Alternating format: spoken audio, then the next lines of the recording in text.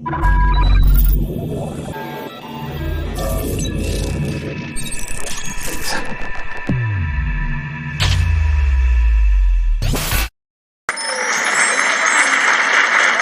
and welcome to the show. Joining me today is a man who's done some wonderful things for our community. Please give a warm welcome to Mr. Dane Vogel. Now, Dane, a lot of liberals out there have been saying that corporations like Ultor are part of the problem, that they're destroying America with their attitude of, to hell with the community. The bottom line is all that matters. You know, I'm glad you brought that up. I have some pictures that I would like to show your audience if you don't mind. Now, what you're seeing here are pictures of Saints Row a few short years ago.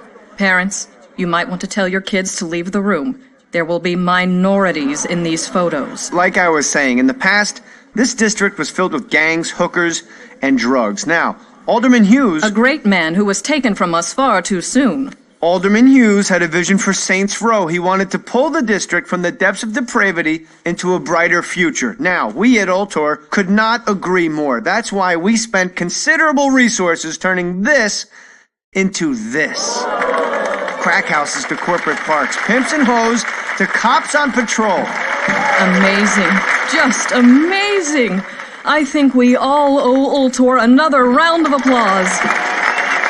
Man is a hero! I'm not saying that he's not. I'm saying that a man who ran with a gang... He was undercover! He was in the Saints for a long time. Is it really that hard to believe that people have problems with him being announced chief of police? He's responsible for sending the Saints behind bars. And now 3 new gangs have taken their place. You telling me you want Johnny Gat back on the street? And the ones who know about the programs are the ones who get some money. This footage was taken last night as the Brotherhood went on another looting spree, this time focusing their wrath on the recovering community of Espada. People watched in horror as the crazed individual known as Mero led his men on a violent night of chaos. With no end in sight to the gang epidemic, one has to ask, what are the police doing? Ultor, a brighter future and a better life.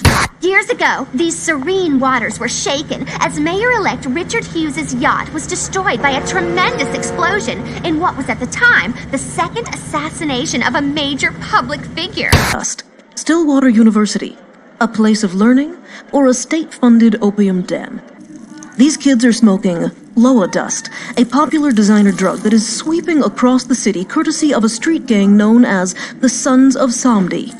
I hit the campus to get some of the students' take on this dangerous epidemic. As a student here, what are your thoughts on the drug problem facing this campus? Oh, I'm not a student here. I just come here for put. It was a warm spring day when Shogo Akuji and his Ronin announced their presence to Stillwater. One swing was all it took.